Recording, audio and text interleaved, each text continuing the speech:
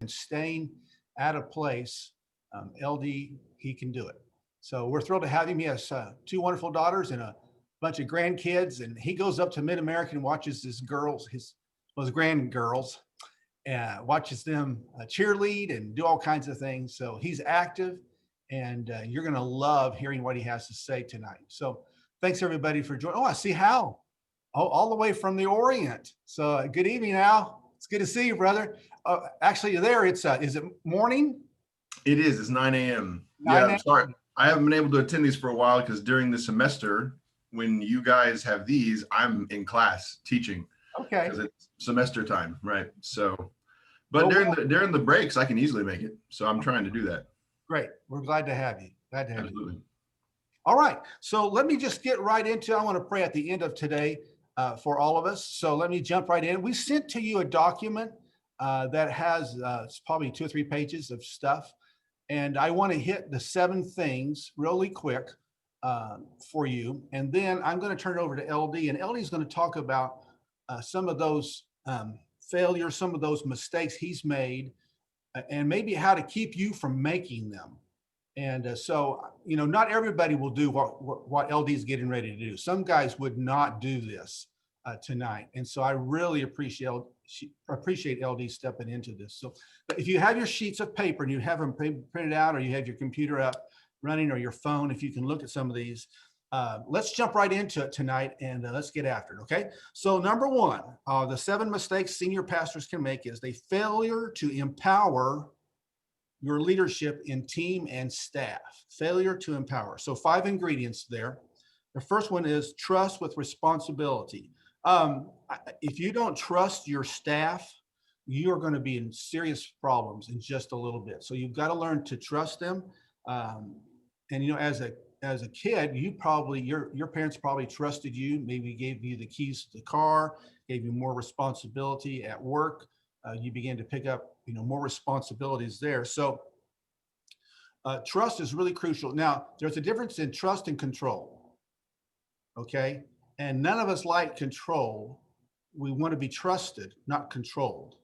And so you have to make sure that what you don't do in your ministry and with your staff. And when I talk about staff tonight, I'm talking about paid and unpaid. Okay. So I've made this to fit the large church and the small church. A church with no staff. I made it to fit everybody tonight. So when I'm talking about this, I'm talking about every size church on our district. All right. Number 2 is train for competency. So create time. Don't give up on the person. Choose the right person. All of that. Somebody just came on and needs to mute. Okay. There we go. Number 3 is unleash with authority. Number 4 is monitor with accountability. And 5 is love and believe in them for the maximal potential.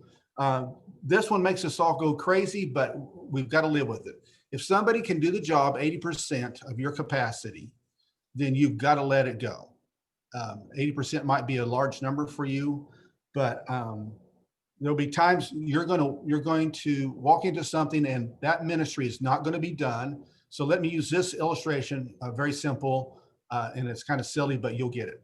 So if you turn the mowing of the yard over to somebody else other than you, and if you're meticulous about your yard and you want it trimmed and you want the chips put back in next to the house or the church, and you want the bushes trimmed down, and you want the leaves moved away, and you want the grass clippings blown off of the sidewalk and the driveway and all that. So you turn that over to somebody and they don't do it like you do it. You have to figure out at what spot can I continue to release that. All right. So if they're doing an 80% of it, you can teach and train them maybe to move it up past your 80%, but you have to learn to let go of those things. And I hope that, I'm pushing you tonight on some of this. So I hope you'll begin to think about what could I let go that I don't have to do. Again, this fits any size church that we're talking about. Number 2, holding on to a staff member too long with increasing the responsibility will smother them. And I put there with and without increasing the responsibility. with and without. So there are some people that if you don't give them more responsibility, they will just quit. Others, if you give them too much, they quit. And so you have to find the balance between that person, what you think, how they're going to work, and that personality and their gifts and strengths, and then know where you need to take them to. Okay. Number 3, viewing staff as a liability, not an investment. If you get burned with staff, so with your folks that you're bringing in, if you get burned, the tendency is, and LD can talk about this, but way better than I can. Well, actually, I guess both of us, both LD and I, had staff that didn't go well, and maybe him more than me on that deal. But you can view staff as a liability, and you can view them as an asset.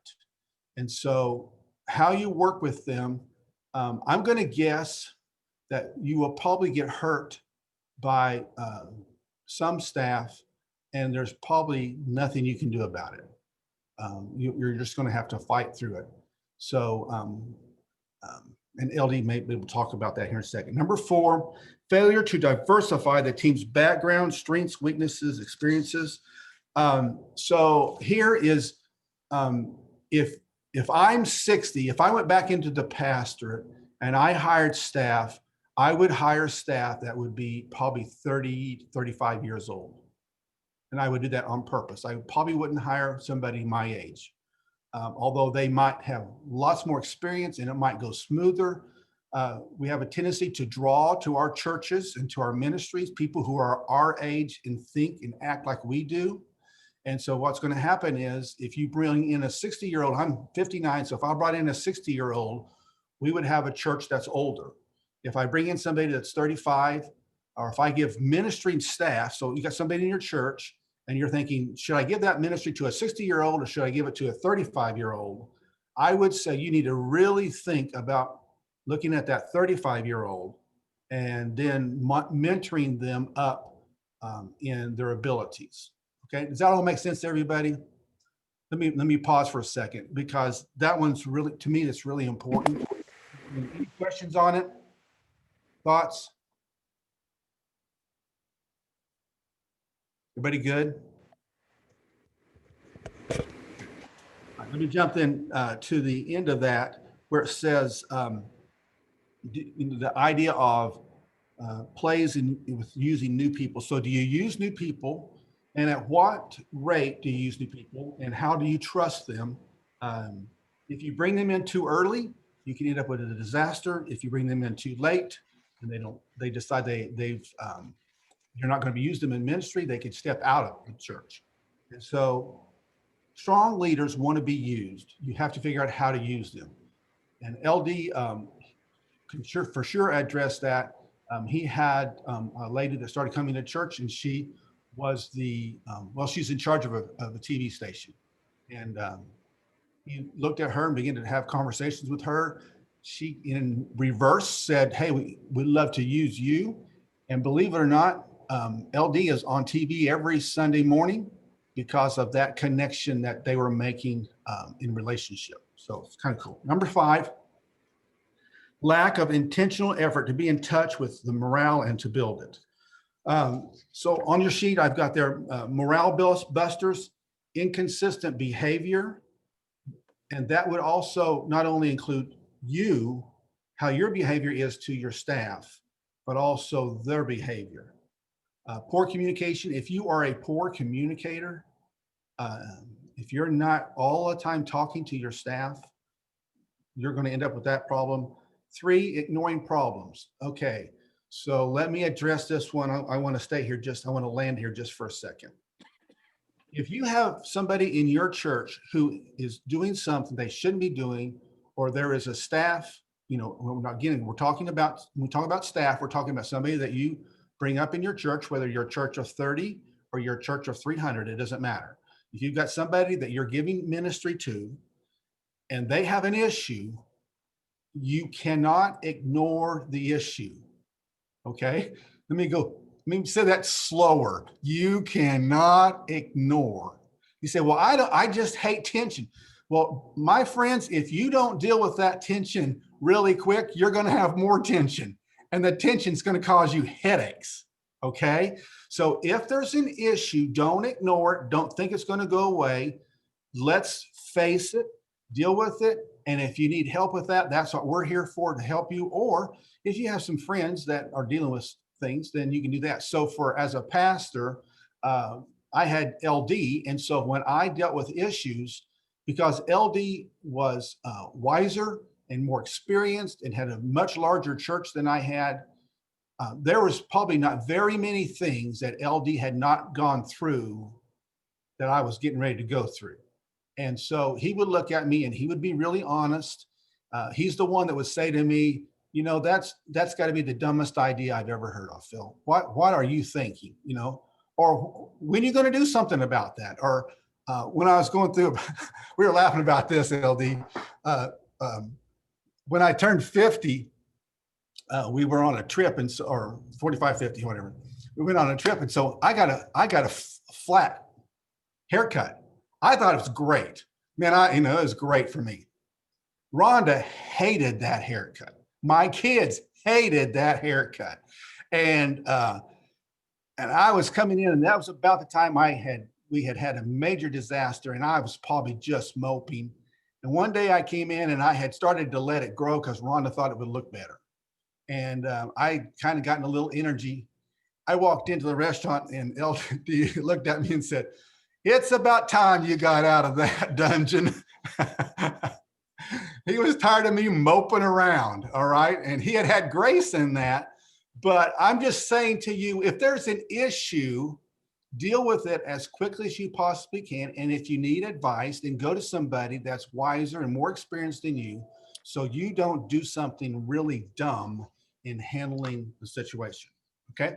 So underneath that, I have some major morale lifters: believing on the person, encouraging them, rewards them. I know this will sound really dumb, but if you've heard my story, I love to give away bags of M&Ms. I got M&Ms all over the office. I mean, when you come in, if you don't like candy, you can ignore it. But if you love candy, you are in the perfect place in my office. All right, I got candy everywhere. But one of the things I love to do is take a bag of M&Ms, throw it at somebody when I'm walking up to them, and say, "You're the greatest, whatever. You're the greatest usher. You're the greatest song leader. You're the greatest lawnmower. You're just great." And I know that sounds really cheap and dumb, but I'm telling you, you can't imagine the smile it brings to people's faces when they know they're appreciated and loved. And so you can do simple things. All right. So that falls under gifts. You can, when you have non-salary, you can do different gifts for people.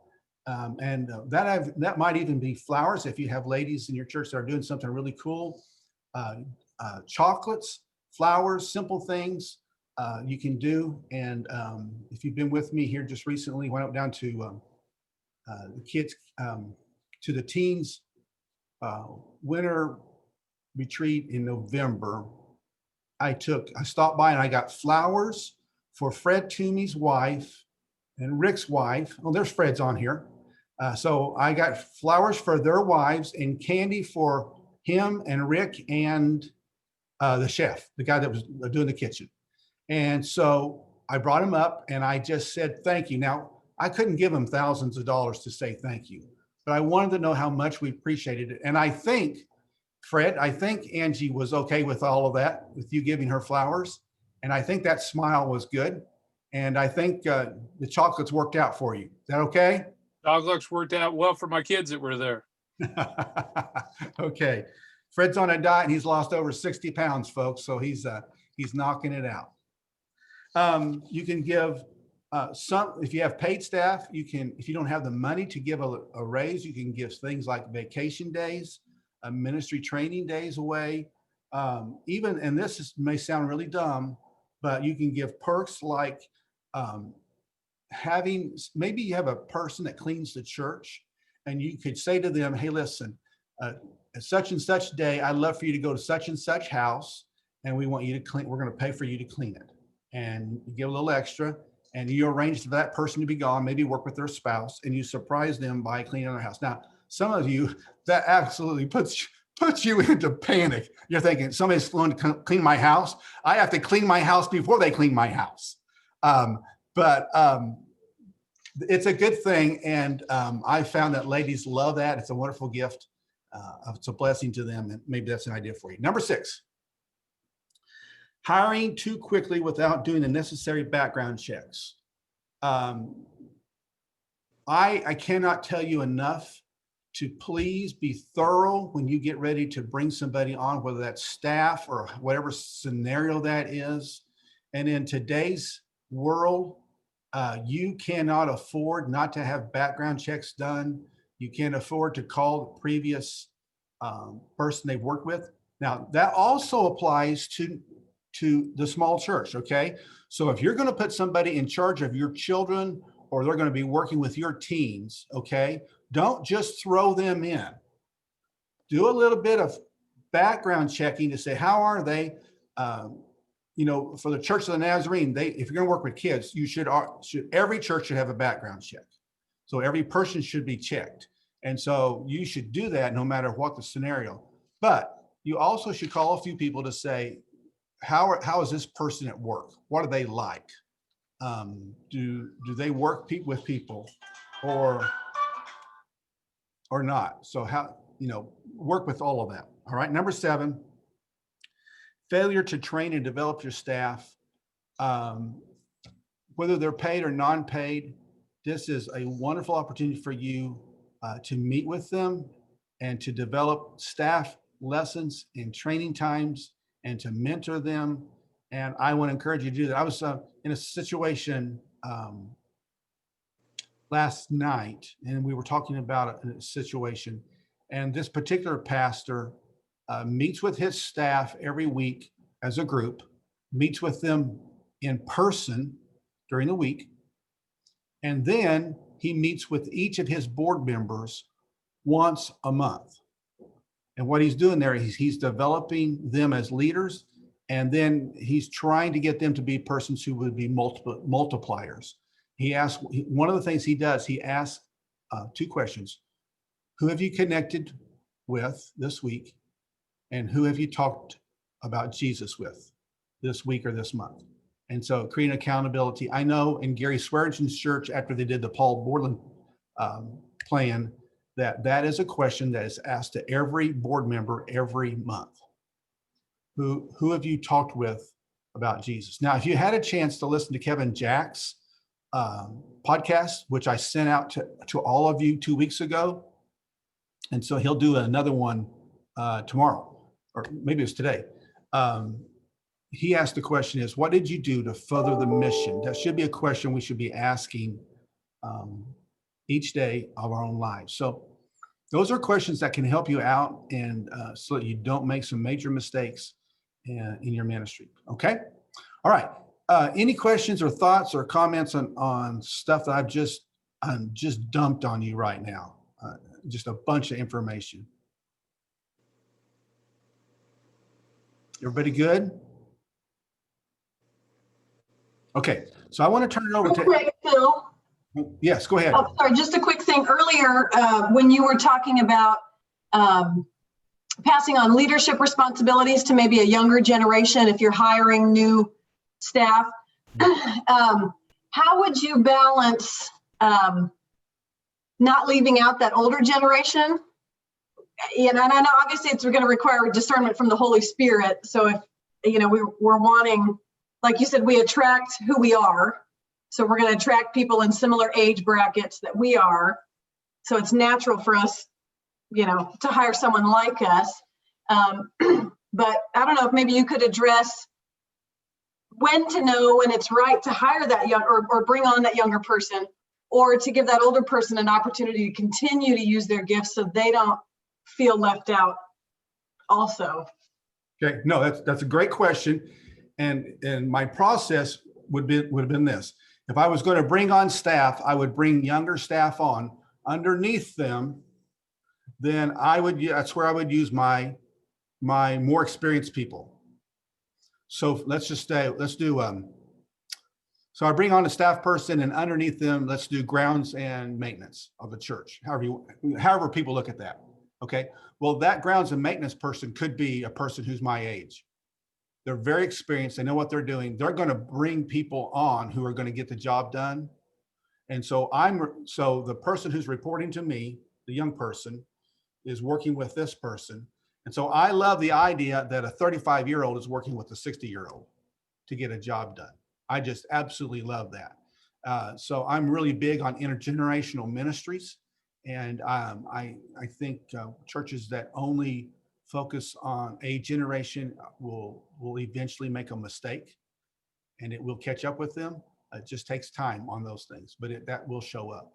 So that's how I would do it. I would probably the paid staff would be younger, but I would ask them to work with department heads or whatever. Good. Okay. Awesome. Thank you. Good question. Okay, LD, I'm going to turn it over to you. Talk to us about some things that can make us better, brother. Well, first of all, thanks for inviting me, Phil, and you guys have a tremendous district superintendent. We've had a lot of conversations over the past 20 years, and he's helped me a whole lot more than I think I've helped him. I've been here 35 years, came in 1985, started my 36th year last week. And during that time, when I came, we had about 60 people to start. And about a year later, we decided to built our first building. We moved into it, we broke the 200 barrier. And about that time, I realized we really need to begin to add staff. And I'd never really had paid staff before. So the first thing I thought I needed was somebody in music, and a guy just kind of happened to be come along, and I got acquainted with him, and I really liked him. He was charismatic. He would sing, and the angels would listen. And I said, I've got to have this guy. And I jumped through the hoops and got him. But what your DS has just said about doing background checks really important, because I didn't do that. I talked to a few people, and they gave me some thoughts that I needed to second think. And I didn't do that. In fact, I said, I just choose not to believe that, because I really wanted him, felt like I really needed him. Well, he's with us about a year, and I was going to some kind of seminar. And after I was gone about 3 or 4 days, I got a call from our church secretary, and she said, Chuck is gone, and he's taken half the church with him and started a new church. And so we came back to that. The difficulty of that was we just built that new church, and our building payments were a whole lot more than what they should have been. And then we took this big group out, and I just knew we were going to close the church up and be done with it. But God did something for me at that point. He opened my eyes to developing staff from within. And we didn't have any money, but I had some individuals that were retired. I had one retired farmer that just transformed a lot we did. He came on staff, and I just said, why don't you come on and be on staff? And he was eager to do it. He just retired from farming, and he had some money also. And he knew how to organize things. So he came on staff and just he put in a new parking lot for us, arranged a new loan with his banker, all kinds of stuff. Back in those days, in 1985 to about 1989, interest rates were between 12 and 14, 15%. And so no matter what you had for a building, if you had a building cost, it was up there. Anyway, so I'm back down to now just volunteer staff. And actually, in about 2 years, I began to see people in a different way, not as resources, but as potential colleagues. And so I would, in fact, around here, it's kind of a joke. If they say, if the pastor says he wants to have a cup of coffee with you, look out. But I bought a lot of coffee back in those days. And about our 3rd year in the new building, we had about 8 staff members, none of them paid, but all of them professional people with some real strengths. And it's what really helped us. That helped us so much to get to that about 350 mark. And we, at that point, I hired brought on the first person, and it was a youth pastor. Let me just say here, if I had it to do over, and I have one regret here, and that's I don't have another 35 years to give. But if I had to do over and I was just starting a church, if I could go back, the very first person I'd hire would be a children's pastor, because children are really key to getting the young folks in, and the young folks are the ones going to build the church. I've got a church now that was young when I came, and we're a little older now, and that's why we're doing the leadership, because I need somebody that has a whole lot of skills that I don't. And so we brought Michael DeHaan in. I'll tell you more about that later if you want to hear it. Anyway, we rocked along and got in about the next 6 years, hired 3 more staff members. And then I hired a children's pastor that was not a Nazarene, didn't have a Nazarene background, did quite a bit of background check, but he wasn't Nazarene, brought him on. And he did a great job for about a year. But then I got a call from the local soccer association. They said, I understand that he gave their name and said, he works with your church. And they said, you need to know what he did yesterday in the soccer field. And I guess he just had a meltdown and just, said things and did things. And so I called him in, talked to him about it, and said, maybe it's better you not be a coach, maybe just find something else to do. And well, anyway, he was one of the harder to let go because he was a good guy, but he had some flaws. And sometimes, no matter what you do with background checks, the more people you talk to, the better. And I would suggest you always talk to the church board secretary. That's a good one to contact and talk to. But I would say no matter how well you do your background checks, sometimes it's still just not going to work.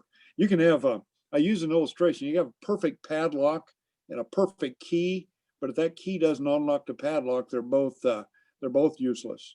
And so you can get some good people around you, but if they don't mesh with you, it's not going to work.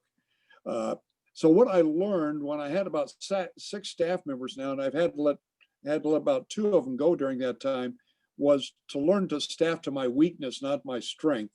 And I'd been, I think, staffing, not thinking about it in a deep way. I was staffing to my strengths and not my weaknesses. So I would say to you, if you're going to build a staff, whether volunteer or paid, always staff to your weakness, not your strength.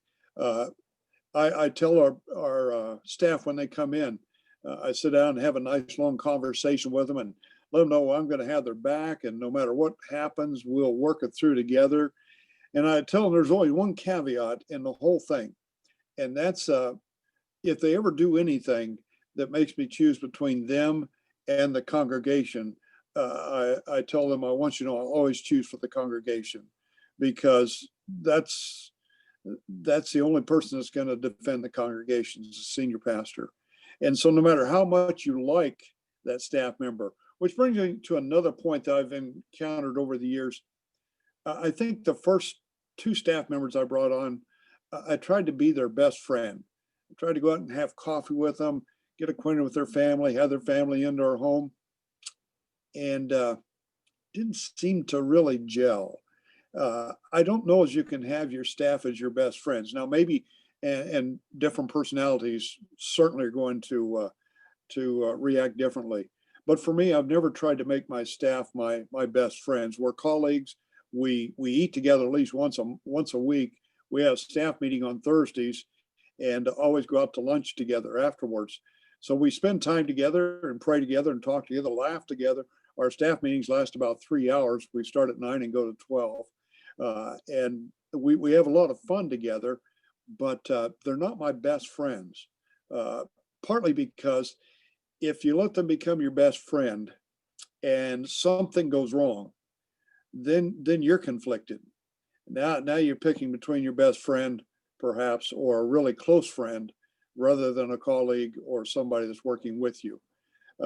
Always try to also say when they come in that they're not in charge of anything. In fact, I wrote a little deal one time about being in charge or having responsibility. And so around here, we don't use the term anybody, not one staff member is in charge of anything.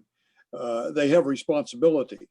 If you're in charge, you're the boss, you have the last say, you give the direction. If you're responsible, then you're going to make sure it works no matter what it takes to make it work. So our staff are taught to be responsible, not in charge. So none of us are kings. Well, all of our staff, we have a large parking lot, and all of our staff gets here usually before the rest of the folks. And all of our staff parks the very furthest away.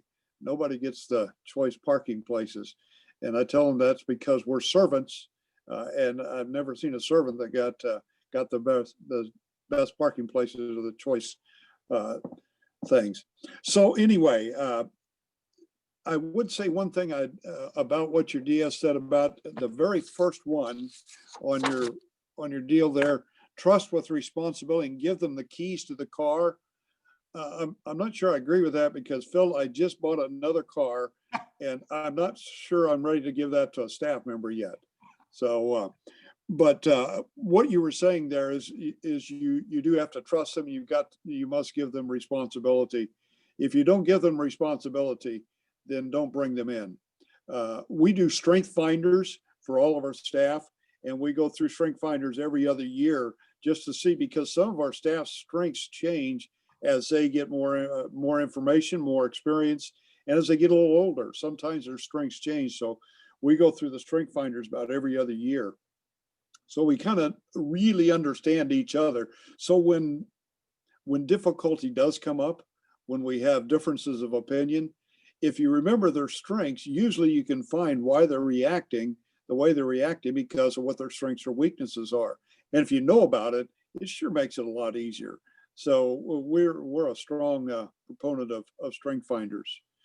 I'm not sure what else you'd like to hear. We have now 12 staff members, 6 full-time, 6 part-time. We have another campus where we have 2 campus pastors.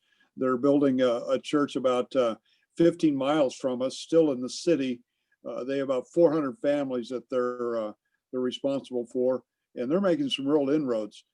So we have the 6 full-time and 6 part-time. So 12 of us meet on Thursday morning, and we always start with a devotional time, and then we always ask the question, what has been meaningful, or what miracles or what positive things have you seen happen this week?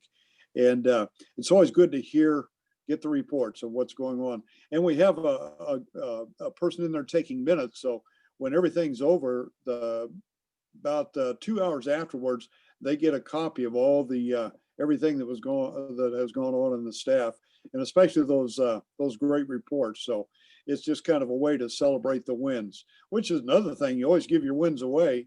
You don't keep them. If you do really well, then we do really well. If things go really bad, you messed up. Don't blame your staff. I heard a great illustration from one of our staff pastors was preaching this last Sunday, and he's talking about change. And he said there was a father and a son that were going golfing, and the father just bought a brand new set of clubs, and so they went out to the driving range first. And the dad took his new clubs, and man, he was hitting balls straight as an arrow over 300 yards, which to me is anyway. And the son got up and he was dribbling it off the tee and going all over left and right. And finally he looked at his dad and he said, if I had a new set of clubs, I could hit it as well as you do. And the father looked at the son and said, son, if you always blame the club, you'll never change your swing. And I thought it was a great illustration that if we try to blame others or something else other than ourselves, we're not going to change the things that have to be changed. So it was a great illustration that I've made note of. By the way, your DS has got a foreword in a book called Everything They Didn't Teach in Seminary. And everything we're talking about tonight's in that book. So if you want to pick it up, go to Amazon and give me 5 stars on it too, if you would. Anyway, any questions? Can I answer some questions for you? Yeah. I'd rather talk about questions and find out where you're coming from than to just rattle on all night. Yeah, so that's what we want to leave time for. So everybody, if this is a shot for you, we want you to be able to ask some questions and let LD respond to you and dig deep if you want to.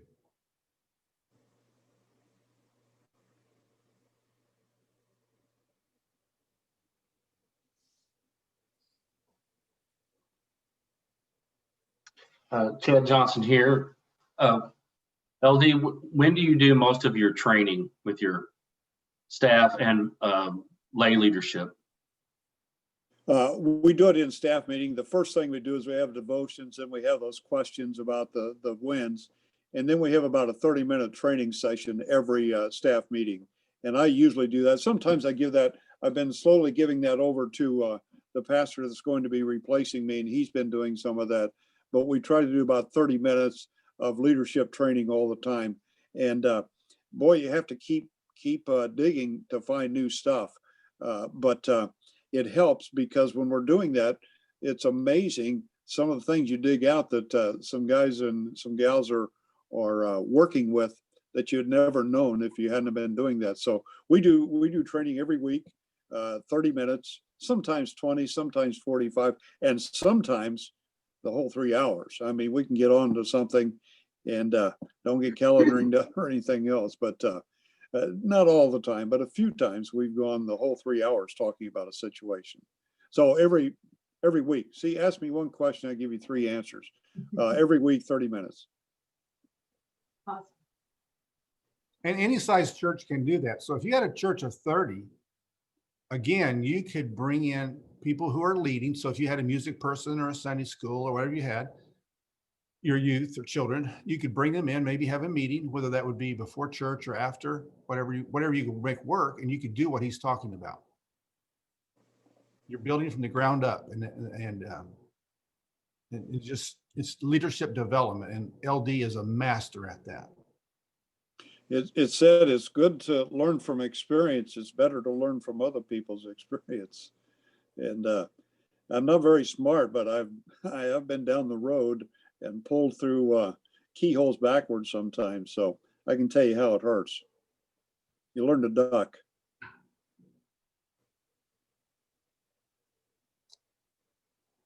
Questions about where you're at in ministry or what you need help with?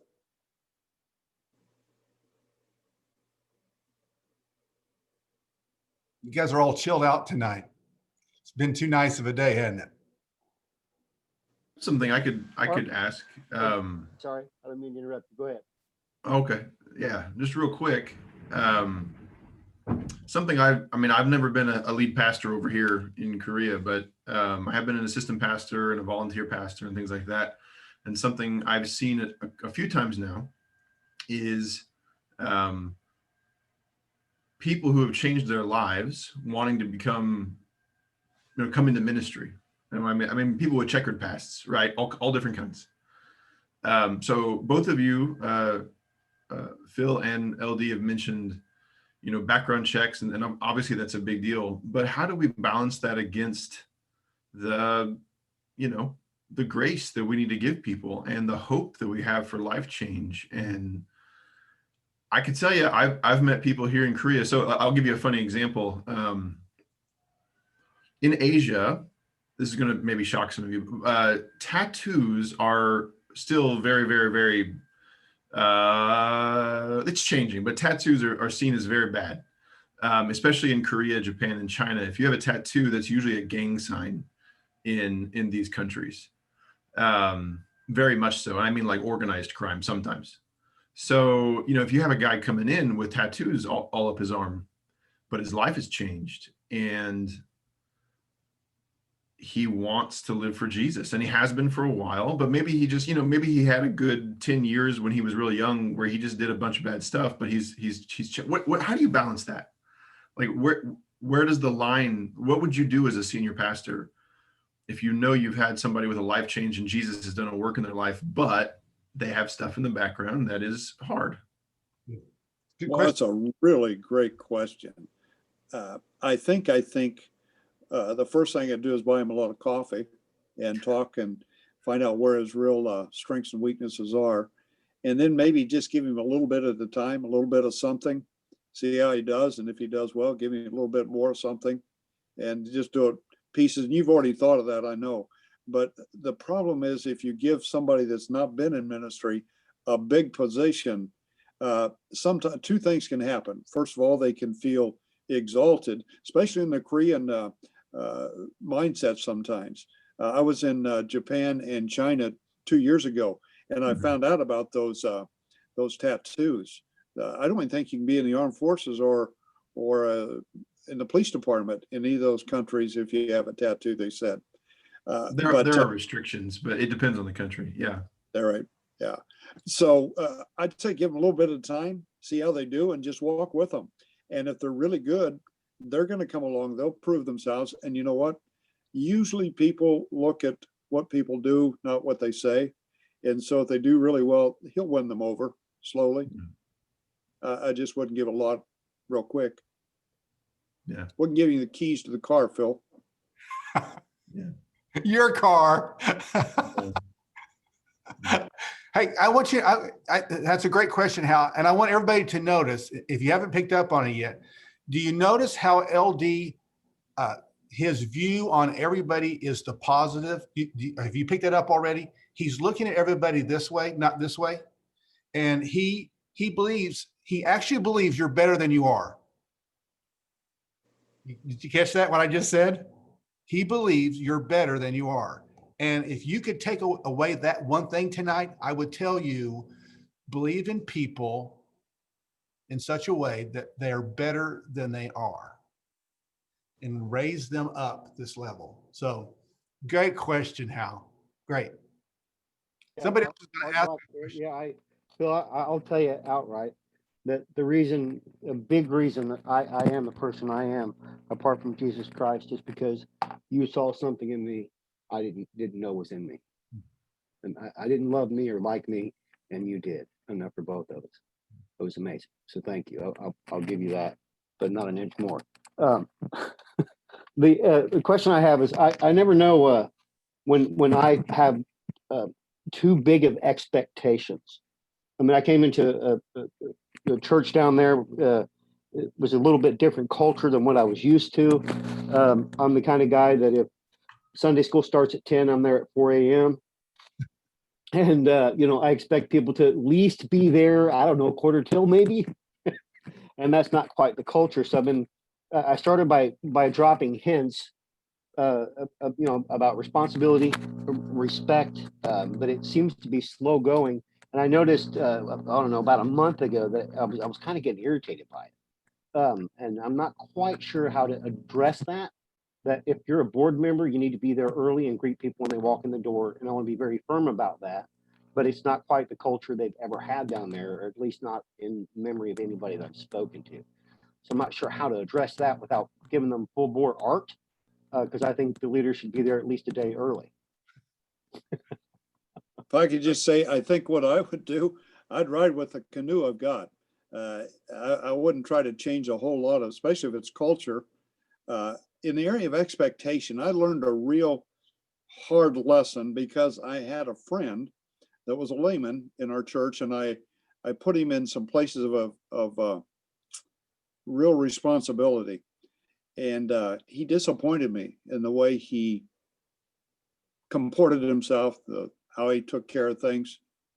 And I was really complaining to Jesus one night about it. And it's just like the Holy Spirit. I've never heard him speak audibly. And I know some people have. I've never had that experience, and I would love it. But we all know when the Holy Spirit's dealing with us. And the Holy Spirit said, that's your fault. It's not his. You expected him to jump higher and he could jump. You expected him to reach further and he could reach. You expected him to be better than he actually had the capability of being. So from that, I learned to accept my own disappointments and my not to set expectations, but own my disappointments and know that if somebody disappoints me, it's because I thought they could do something they couldn't do. Now, do they have a responsibility? Absolutely. But it's got to be more on them more on you than them. If you can paint the picture for them, if you can show them the direction you want them to go and walk with them, if they can't run that fast, then learn to walk a little slower, but see if they're going to be able to run faster if you need them to run faster. If not, maybe you made a wrong decision and you have to do some correction. But the idea of learning to own your own disappointments and expectations, it transformed my ministry and transformed how I look at people. Everybody- Excellent answer. Yeah, thank you very much for that. That's exactly what I needed. I didn't like hearing it, but it's exactly what I needed to hear. Thank you very much. Wow, that was powerful, LD. Woo, that was good, man. I have a question. Can you guys hear me? Yes. Okay, so kind of going along right with what you just said, I have a gentleman I put in charge, and he loves the Lord and also, but he put him in charge of a Sunday night Bible study at the church. And well, it's kind of like, I don't know if it's kind of like he's really taken over. Like, it's like you were just talking about, you might have put someone in the wrong place. And so it's like, I don't know how to explain it, but I've had some people come and tell me that like they don't enjoy it anymore because it's like you just go to hear him, just listen to him talk himself so he could talk, instead of like it used to be a lot of discussion and open Bible study things. And it's more like, and I don't know really how to, I don't want to crush him and be like, I thought about, hey, I'm going to get some Nazarene curriculum, and I'm gonna say this is what we're gonna start doing, and maybe that'll wheel him in a little bit. But I don't want to crush his spirit because he loves the Lord and he does a lot, but I don't know how to like bring it back to where it's not focused like on him, and if there's something instead of like digging deep, he'll dig into proving himself right, and instead, so it's a very kind of touchy situation for me. I don't know how to go about wheeling him back into where maybe some humbleness comes into him. One thing you might want to try, and everybody's different, and it may work and it may not, but change your vernacular that you use with him. You're not in charge, but tell him he has a responsibility to build this group, and give him some goals. And it's his responsibility to see that it happens. He may start to look at them differently. Right now, he probably may think that they need to know everything he knows, and he's in charge, so he's going to do that. But if you have the responsibility, maybe he'll look at the fact that he needs to do some things different so that group will grow. So just be responsible instead of being in charge. It changes your whole outlook when you look at yourself. If you look at your church that you're in charge, there's always a layman who'll tell you you're not. And but if you say I'm responsible, there's hardly a layman that ever come along and say you're not responsible for this, because you are responsible. Right. Yeah, like I said, I had thought about trying to just get some curriculum, and saying, here, use this. Not that he does anything outside of what Nazarene doctrine does, but it's just, people are like, we just didn't come to hear him just talk at us. They want to be involved in a group, and it's a Bible study, and they have opinions, and so that's how we learn. So, but yeah, that's what maybe I can try that. So thank you very much. I appreciate it. And Keith, Lots of prayer. I need prayer from you guys. Yeah, I would say to all of us, anytime you do something like that, you need to have a time limit on it, a term limit, time and term limit. So if you place somebody into a new ministry or new opportunity, then you're going to try that out for 4 weeks, 6 weeks. Okay. And you protect yourself by placing time limits. If he's not leading you where you need to go, then because you have placed a time limit on that, it's easy for you to say to the other people, hey, listen, love on him. We're working with him, and he's got 2 more weeks, and then we're going to go to something else. So when you place somebody in those positions, term or time limits are really crucial. That's really awesome. Thank you. I wish you'd have told me that like a couple of months ago. Didn't ask. I know, I didn't realize. I'm green too, so, well, thank you though. All right, yeah. Well, here's how you get out of that, okay? Here's how you get out of that. You go back to him and say, in X amount of weeks, we're going to a new format. Okay, so, hey, man, I really appreciate this, but just want you to know that in, the 1st of March, we're changing this. And so, man, go for it. And then we really appreciate what you've done. And then we're going to be making some changes. Okay. Yeah. Okay. So it's always, you can say things like, I don't like getting into ruts, or I don't want us to get used to the same thing, or, get dragged down. Well, he started out really good, and it's just like an empowerment now, I think is what it seems like, And so I'd like to just see them humbled back down and still be involved in ministry. Obviously, the church is small, you know, I'd like to have everyone I can there working, you know? But it's not, Keith, whatever you do, don't make the mistake of you thinking you have to be the one to humble him down. Okay, don't do that. Yeah, no, that's the only, that's why I said maybe changing, like you're talking about, they're changing where I go and say, hey, here's a curriculum. We're going to start something new. And so here, let's do on this where everyone gets a book or whatever, and everyone has a voice in. Yeah, and even to the fact of you, if you change that, you could change not only curriculum, but you could change leaders. Whether that even if that means you picking it back up for a little while, and then maybe you can find two or three other people that want to rotate on that and share.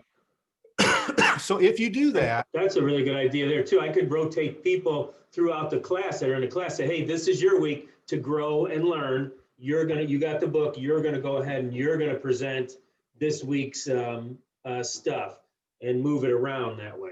so meet with them before they teach and work with them on how that's going to go. Okay, start now on developing that process in their mind. Hey, I'm meeting with Pastor Keith. You could do it by Zoom. Everybody's accepting Zoom now. Right. So It's a good time for me to go visit the people anyways, you know? now, however that would work for you, but you can meet with them and work with them, develop them. So I want to go back to Art's deal, and I want to tell a story because I want you to understand.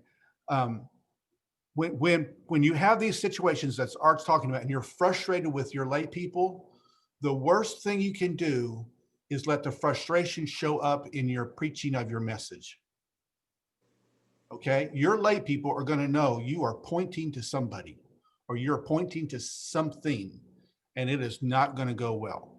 So my story is we were first there, and somebody gave us some money for some remodeling. We started remodeling, but nobody came in to help me, and we were new and young, and so I just geared it up and got it done and painted and all this work we did, and then I was mad at my people, and I was preaching. Man, I was just pounding them. And about 7 weeks into that, they got tired of being pounded. And a couple of them came back to me and said, you know, blah, blah, blah, blah. And I was trying to be defensive. And then the Holy Spirit did what LD is talking about, came and had this little conversation to say, Phil, you need to knock it off. And so I realized what I had done. And I was guilty, and it was wrong, and I had to pull back. And so I have always watched myself that when I was aggravated at my people for not performing, meeting my expectations, which is me, that's a me problem, then I would have an opportunity to use that for me to grow and then to help my people grow. But I worked hard at not hammering them and making them feel guilty, thinking that if they feel guilty, they'll perform. You know, that's good. And that's also another beauty of being in a series like we are in John. It doesn't matter how I feel, the series of being ahead in my sermons doesn't affect what I preach there. The Lord's already laid that out in advance. So that's kind of nice. Other questions? We have 5 more minutes. Any other questions? Please ask. Comments? I've seen a couple on here. I missed one. Sean, was that you? Can you read yours out loud? I missed it, Sean. Yeah, it was kind of to Keith's situation that he's in. I just kind of had this thought that sometimes it's not that our people need to change their ways, it's that they need development. And so coming alongside somebody that you've already given something, and if you're in a place where you don't really like the direction that it's going, sometimes it's not that our perspective needs to be that person must change the way that they're doing things. Sometimes it is, but sometimes they just need their leader to come alongside them and develop them. So kind of a perspective of seeing it as an opportunity instead of maybe an obstacle. But that development is extremely important because you're the keeper of the vision. right? And vision is fragile. This is something I've learned from the leader I'm under, Pastor Kyle. He says vision is fragile, and so you have to protect that vision. But sometimes that our protective mode shouldn't be in a way that this person is wrong, this person shouldn't be doing this. And I think discernment helps, and the Holy Spirit is going to speak to you about that. But a lot of times it's often just a lack of development. And, you know, this guy that you've got in this place, Keith, might just be dying for you to come alongside him and develop him. So I just thought maybe a different perspective on that. Good. Okay, any other thoughts or questions or comments, anybody? I don't want to talk too much, but I had one more question. Go for it. We talked today a lot, and I know the title was for senior pastors.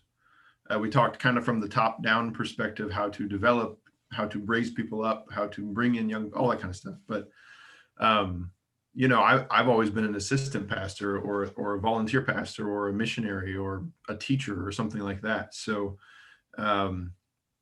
what would both of you, LD and Phil, what would you guys say? What would you say to an assistant pastor or, you know, an associate pastor, youth pastor, if that person saw some trouble brewing, or if they, I guess my question is, we've looked at it from top down. How would you recommend to a younger pastor or an assistant pastor to speak to a senior pastor about any of this stuff? What is the inverse, right? What is a good way to approach a senior pastor? Because as you guys have both admitted, right, like senior pastors make mistakes too. And sometimes senior pastors are overbearing, or sometimes they can push people too hard, or, you know, everybody makes mistakes. So like, what should the serving, the supporting pastors, all of them, what should be their approach? Good. LD?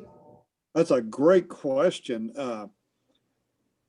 I think that if you know your pastor, and if you love your pastor, and if he loves you, you can talk to him. But I see what you're talking about when you have maybe a caste system or something where you feel like you're not in the same loop as a senior pastor. I would say just go and talk to him. If I have one of my staff members come and talk to me because something is going bad in the church, first of all, I'm going to say thank you. But second of all, I'm going to ask them why they didn't bring it up in staff meeting, because that's where we handle things. And understand every church is different.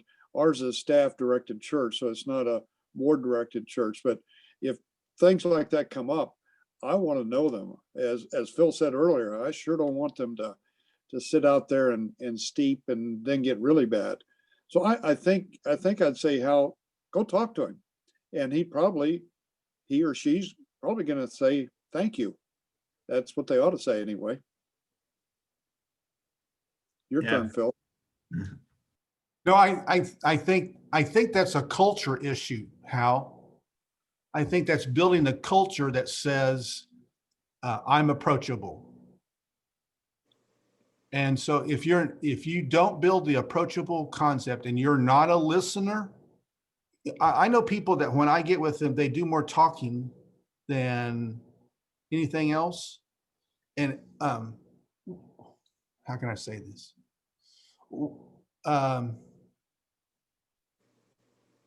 Let's do this. When I met with LD, and I still meet with him, so we still meet once a month by phone at least.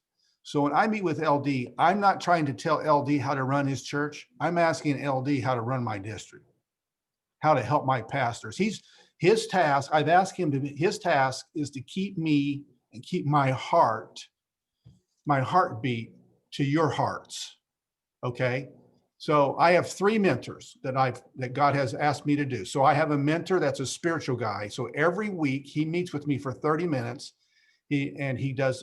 We do a biblical lesson, and he may dive into Hebrew and all kinds of stuff. He will eventually ask me how I'm doing spiritually. You got any issues going on? So that's one. The second guy I have is, and I met with him today by Zoom, and he's a young DS, and he keeps me connected, or I want him to keep me connected to 35-year-old, 40-year-old pastors and DSs, what's taking place in leadership. The third one is LD, and I want him to keep my heartbeat next to your heart. And so he helps me to think like a pastor would rather than a DS. And I want my heart to be that way. So I guess what I'm saying is I want to build a culture where I am a listener, I'm not a teller. Now, if you ask me, I want to be able to get information to you, but I'm not impressed if somebody is always hammering me about how bad I am at what I do. I want a culture that says, speak into my life, I'll speak into yours, and we're good. And LD has definitely allowed me to have that. I have no right at all when it comes to, when you look at size of churches and abilities and gifts. LD is like, he's out of, he's out, his atmosphere level is way up here and I'm way down here. And I love to listen to him just break down something. And then every once in a while, he had to talk to me straight, but because I trusted him, I could listen to him give me a spanking.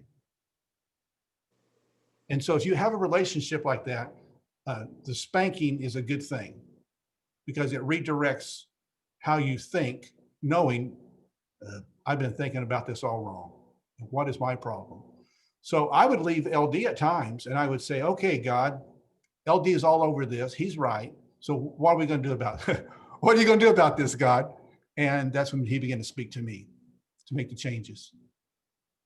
Great question. Great question. I think that's a culture. I know you're getting ready to close up here, Phil. One of the things we did on our staff, the most important person on our staff is not one of our pastors. We invited a guy by the name of Jeff Winter who owns Furniture Mall of Kansas and Furniture Mall of Texas. He's got hundreds of employees, but he gives us 2 hours in our staff meeting every week. And he sits with Michael and I from 8 to 9 because we're doing the leader shifting, and he's our accountability person.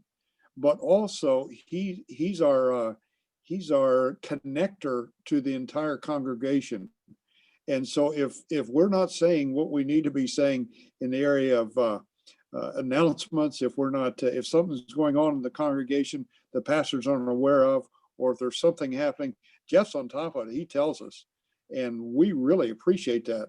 And he doesn't have a dog in the fight. He just he's a layman in the church, and he loves the church, and he wants his church to do well. So we listen to him. When Jeff speaks, we talk, but he's our lay representative on the staff from the congregation. So what you might do, Hal, you might find somebody you can draw in real close to you that might be able to speak to the pastor better than you can, or might have a relationship with the pastor that you don't, or maybe you can develop that pastor or that person that way. Yeah, no, I like my pastors here. I haven't had any trouble. I just was, we've all been in certain situations like that. Leaders, it can be hard to work under a leader as much as it can be to develop people below us. So just wanted to hear it from both directions, and you guys have great answers. It's also part of a cultural clash here because Asian leadership style is often a lot more top down. There isn't so much listening from the bottom up. I don't want to go into that, but yeah, but the pastors I've worked with here have been amazing. But I was just hoping maybe for anybody else, if anybody's ever in that situation, it's good to hear that people are open to suggestion and listening. And yeah, the mentor idea is great. I thought that was great, Phil. I mean, if I ever were a senior pastor, that would be my first, number one on my checklist would be find some people to keep teaching me, because just because you're leading a church doesn't mean you've reached the end or something. You're not done growing. So that's good. It's good stuff. Good. I would say this too for everybody. And this might be hard to hear. Sometimes when your layperson's talking to you, I know this is crazy, but they're right. When they say to you this is going on, or you're preaching this way, or you're talking this way, or you're teaching this way, they're right. And you have to go, okay, now what? And that's when the Holy Spirit will guide and direct you to make the change. But I'm not saying they're always right, but I'm saying sometimes they got it nailed, and you need to fit into what what they've said because they're correct. So No, what Hal said, Phil, I think every one of us that are on this tonight need to hear, because we're all senior pastors, and some people see us differently than we see that person in the mirror. And maybe they don't feel like they can come and talk to us. I try to be really open with people, but I know there's people that feel like, oh, the pastor's too busy, or he doesn't have time, or he's going to think I'm weird if I bring this up. I don't know how to do it well yet, even after all these years, but I want people to know they can come and talk to me about anything. And yet I know they don't. But I think we need to hear that some people just don't feel like they can talk to the pastor. good. Good. Okay. Everybody good? Okay. I have something, Phil, real quick. Yes. This is Trista, but I'm associate right now. My pastor and my senior pastor's on here with me, and Stacy's with us. So, but I was just taking all of these and writing myself notes, because even as associate pastor, we have leadership under us. In my youth, I am building up leadership, and so for me to take these things to heart, even in our relationship with Chad, and my relationship with my youth, my leaders coming into my youth group, like, let me not take it too lightly. Let me really look into these things, and that's important. I think as assistant staff as well, we also, hopefully we are colleagues with one another, and we're learning this right along with our senior staff, and we can apply it to our roles too, in our leadership roles. So Good. that's good. Thank you. I think I saw something come across. I think Dylan just put a Craig Groeschel podcast up for you to address. What was it called? When you're not in charge. And yeah, it's called Leading When You're Not in Charge, and it's a 2-part series, and it's an incredible teaching. I encourage everybody to listen to that. And I would just say, incredible stuff from everybody that's spoken on these different object or topics. And for me, though I'm young, I've been in a lot of different roles so far. And I think the one thing that I have learned is, man, you got to set the expectations for your people, and you can figure that out together. And a lot of times people get upset when their expectations aren't met, but when it kind of comes back to the leader of, have you done a good job of setting those expectations up? And we don't like that word expectations. It sounds bad, but it doesn't have to be something with a negative sense. It can be freeing, because if you don't tell me what my expectations are, I'm left out in the open just to kind of figure it all out. And exactly what LD was saying earlier is, sometimes we put these expectations that are too high for people that, is that even what God, asked them to do, in this scenario where they're serving? And so for us early on, and when we planted the well, we were very, staff oriented, and, me and Selena were the only ones that were paid at that point in time. But we had staff. We had 5, staff members, and there was this thing we stole with permission from a large church in town that did scoreboards. And I can send this if it's appealing to anyone. But scoreboards is something that we set down basically we described their job description from like administration, from the practical side of the worship, discipleship, and outreach, and just literally everything within their job. We broke that down, and so that way they knew what their expectations were for the different areas in which we hired them for. And so what we would do is, we would have our weekly staff meeting, but once a month we would meet with that particular staff member, and we would just break it down, and rather than us saying, how would you rank yourself in this area, in it being this negative thing, we would just ask them, say, hey, how's it going in this area? What's that look like? As we hired you, we set your job description, and you felt like this was something that was a part of that area. How would you say that you're doing, with that? It was so amazing. It was freeing, because it helps people see, okay, I'm doing pretty good in this area. and I'm not doing so good in this area. And it really allows that bridge to take place where you can talk to the senior pastor, you can talk, to your staff, and where, you do feel connected, but at the same time, there's that ability to lead and, address what's needed. And the one thing that I've learned is so many times there's this, going back to what Art was saying, like, we have these expectations and they're not getting met. A lot of times it's just, are they realistic expectations? Going back to the SMART goals, specific, measurable, attainable, all the way down to, timeable. But a lot of times people just don't know their expectations. But if we, sit down with them, we break it down and make sure that we're on the same page, and that, hey, this is still the vision that God is, given you. This is, the place that God has, put you in. Are you still passionate about it? And are you still, hitting those areas? And so just through the different things that I heard, that was kind of my thought process, and something that has really worked for us at the Well. And that podcast that I sent really helped us just, empower our leaders that, hey, God's called you to lead, whether you're paid or not paid, it doesn't matter. It's our jobs as a leaders to make sure that our staff is enabled to lead, and create that, that expectation of, hey, you got to have expectations for yourself and also your team. If that, helps anybody or makes sense. Good. Good. Yeah, Okay. one thing I'm sitting here thinking that the most feedback I ever got is when I asked two of my leaders, what can I do to help you with what God has called you to? And I don't know why I've only asked that question one time, but sitting here thinking about it, that is the most feedback I've ever gotten from them. And I guess maybe the trouble really is me. That's good. Thank you. Okay, great. All right. Well, LD has mentioned that he has a book out, and would love for you to maybe take a chance at it and look at it. And like he said, you can start whatever. And he's writing on a second book right now, and maybe even a third. So we really appreciate LD spending his time tonight, and I know all of you do. He's invested into my life, which means he's invested into your life.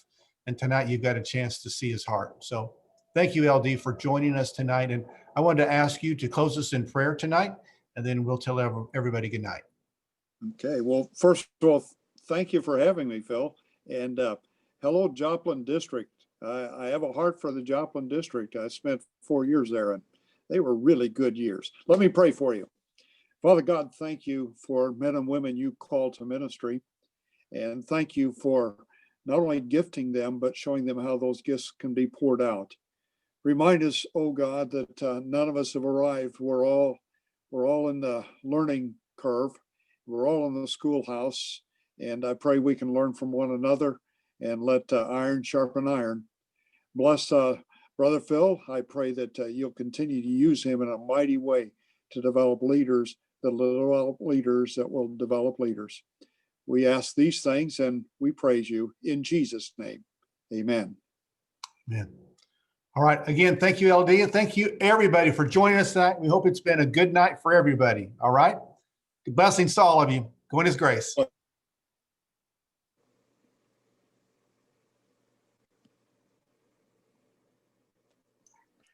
Hey, Phil, Chad and Mike don't look anything alike, do they? Nope. I was like, he's got red hair and your brother has black.